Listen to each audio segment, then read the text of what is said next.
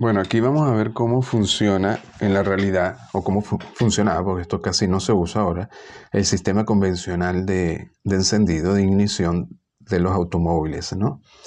Entonces, fíjense, este es el diagrama del sistema en general. Tenemos la batería. Esto es un balastro, que es básicamente un resistor que se ponía para aumentar la resistencia del circuito del primario. Este sería entonces la bobina de encendido de ignición, que es el autotransformador. Fíjense que tienen aquí el primario, luego en serie va con el secundario. El secundario realmente es el mayor número de vueltas. Sale entonces de aquí de la punta, de esta punta de la bobina que vemos aquí. De aquí salía el cable de alta tensión que iba a las bujías. Esto continuaba entonces por el circuito del primario. Se conectaba por acá. Iba aquí el interruptor. Este era el interruptor. Este tiene la forma física de los interruptores, en verdad, de los sistemas. Todo esto iba encapsulado aquí en el distribuidor. Este interruptor giraba dentro del distribuidor. Estos serían los puntos del distribuidor. Cada punto de esto está asociado a una bujía. Por ejemplo, en este caso creo que tenemos 1, 2, 3, 4, 5, 6, 7, 8. Quiere decir que el automóvil es de 8 cilindros.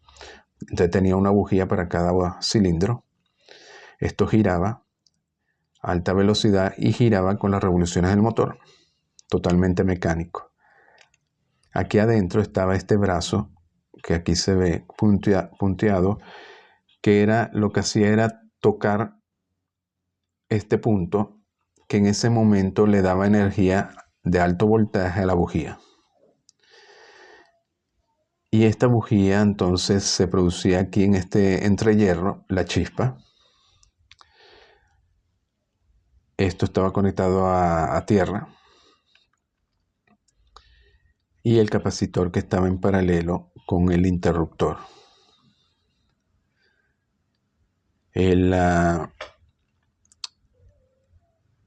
Esta era la forma esquemática de la bobina de encendido. De hecho, tiene esa forma física, bueno, lo pueden buscar en internet.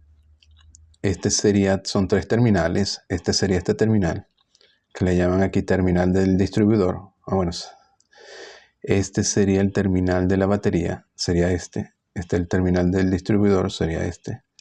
Y este del centro sería el terminal de alto voltaje. Aquí se ve que son 2 bobinas enrolladas en este hierro, este núcleo de hierro, que es un núcleo de hierro laminado. Entonces esto va enrollado a través de este núcleo, tiene la forma de un solenoide. Este sería el embobinado secundario, que es un número de vueltas pequeña, y alrededor de este está justo encima y alrededor coaxial estaría el embobinado primario. Y bueno, y esto está metido en un encapsulado de metal.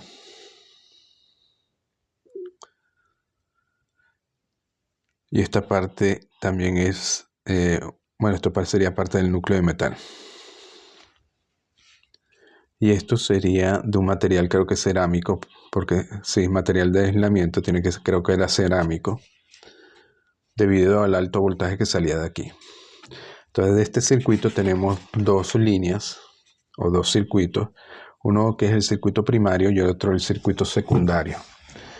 Bueno, aquí seguimos.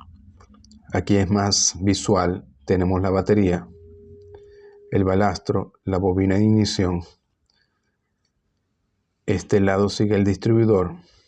Este sería el distribuidor. Si alguna vez ustedes han visto un coche viejo, las personas mayores todos lo han visto, reconocen este distribuidor. Esta sería la tapa del distribuidor. Y de aquí sería cada punto estaría en contacto con una de las bujías. Dentro de esta cápsula, de esta tapa del distribuidor, está este brazo, que era lo que giraba, iba tocando cada uno de estos puntos en secuencia a alta velocidad. Aquí adentro entonces también tienen, este sería el condensador, que iba dentro de esta tapa, y estaba el breaker aquí de puntos. Estaría aquí, todo metido dentro de esta tapa. Y este sería el brazo del interruptor. Entonces, ¿qué tenemos? Tenemos el circuito primario, que es cuando se carga la bobina. Tenemos la batería, la resistencia, va por la embobinado del primario, por aquí, y sigue por acá. Entonces este sería el circuito del primario. Luego va aquí al interruptor. Fíjense que aquí el interruptor está cerrado. Y aquí tenemos el capacitor en paralelo con el interruptor. Este interruptor también se abre y se cierra, al igual que esto, con cada revolución. Mecánicamente también. Por eso le llaman el circuito del primario. Luego tendríamos el circuito del secundario. Pasaría aquí por la bobina del primario y luego por la bobina del secundario, y luego iría a alta tensión. Fíjense que la alta tensión va conectado al brazo, y el brazo, una vez que entra en contacto con este punto que está conectada a la bujía, le transfiere el alto voltaje a la bujía. En secuencia, pues todo va girando. Alta velocidad, toca este, luego toca este, toca este. Y todo está sincronizado. Fíjense que aquí el interruptor está abierto. Y el capacitor. Esta sería, digamos, la fase 1, que sería la carga del inductor. Y aquí yo les traje una forma de onda, porque son interesantes. Estas son formas de ondas reales que se obtenían en los sistemas de ignición convencionales. Esto sería la carga, esta sería corriente y sería la carga del primario. Se carga inicialmente exponencialmente y luego se cierra el interruptor y se empieza a descargar y empieza a oscilar exponencialmente. Decae exponencialmente, pero oscila con un seno. Entonces empieza a oscilar. Esto alcanza, bueno, esta sería la corriente, alcanza sus valores máximos y luego va disminuyendo. Luego se extingue la corriente en el primario y queda una oscilación remanente aquí. Y esto lo dividen en tres fases. La sección de esto se puede llamar la sección de carga, lo llaman dual. La sección de disparo, porque aquí es cuando ocurre. Recuerden que casi inmediatamente que se inicia la descarga del inductor, que se cierra el interruptor, el contacto, se alcanza el alto voltaje y se inicia la chispa en la bujía. Por eso le llaman la sección de disparo. Y luego, cuando la corriente se extingue, queda una pequeña oscilación aquí, que es también cuando se extingue la corriente en el secundario y ya no hay chispa. Y esta lo llaman la sección intermedia. Esta más gráfica sería en este caso el voltaje del primario, del voltaje del devanado primario. Durante la carga, él tiende el voltaje casi a cero en la bobina del primario. Aquí los puntos se abren, empieza a oscilar.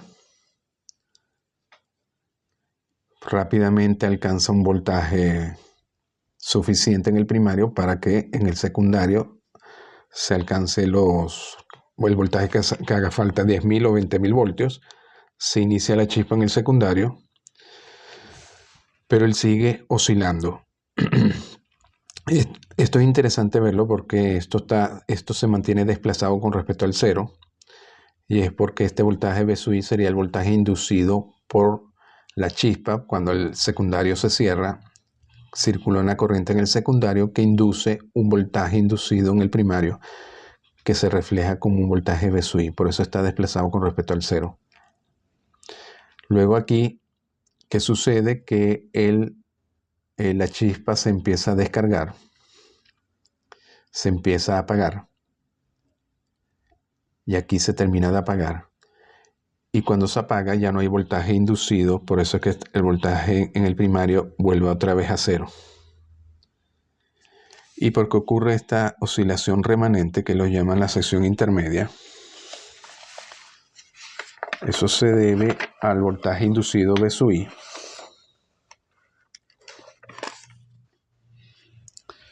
¿Qué sucede? Que cuando el voltaje aquí en la bobina se termina de descargar, su voltaje no cae a cero, sino queda el voltaje V sub I mientras haya corriente en el secundario. Esta sería la corriente en el secundario. Eso induce un voltaje V sub I. Entonces, ¿qué sucede? Que cuando la bobina se descarga del primario, el voltaje del capacitor no queda cargado a 12 voltios, sino que quedaría cargado a V sub I, como este voltaje negativo, a V sub I, cuando la corriente se hace 0, a V sub I más 12. Entonces, como queda cargado a V sub I más 12, cuando la chispa desaparece, vuelve a oscilar porque este voltaje del capacitor está por encima de 12. Y eso produce esta oscilación remanente aquí. Y todo esto entonces sería el ciclo que se repite con cada revolución. Recuerden que en una revolución se tiene que encender, creo que ya había leído, la mitad de los cilindros. Quiere decir que este tiempo que le lleva todo este ciclo debe ser suficiente para encender todas las chispas durante una sola revolución. Por eso que en mayores revoluciones a veces esta corriente de carga del inductor es menor. Entonces la chispa, la energía magnética en la bobina va a ser menor y la chispa, por tanto, va a ser menor. De hecho, si ven la corriente, la forma de onda de la corriente en el secundario, van a ver que alcanza un máximo. Aquí tiene como una pequeña oscilación y después desciende más o menos lineal hasta que alcanza 0. Y aquí se extingue la chispa. Y de hecho, como esto es más o menos lineal, este voltaje V sub I más o menos se mantiene. Aquí aumenta un poco y aquí empieza a disminuir. Aquí es cuando la chispa se empieza a extinguir, sería esta última parte. Y aquí ya sería 0 porque como la corriente en el secundario alcanza 0, ya no hay DI dt, DI2 dt. Y bueno, y esto es un cambio que se han hecho. Más adelante entonces se empezó a hacer, porque este sistema tiene limitaciones, muchas limitaciones. No solo con las revoluciones por minuto, que el sistema de ignición empieza a fallar, sino con la intensidad de la chispa. Hoy en día se necesita voltajes más altos en las bujías y se necesita una energía mayor, una corriente mayor en el secundario, una corriente mayor en la chispa de la bujía para que el encendido de la mezcla sea mayor, sea mucho mejor y sea más eficiente el sistema. Entonces, bueno, más adelante, eso lo pueden ustedes averiguar, se empezó a meter transistores, circuitos electrónicos transitorizados que mejoraron el sistema de encendido. Y hoy en día es bastante electrónico y mucho más eficiente de lo que era este sistema convencional. Bueno, entonces lo dejamos hasta aquí.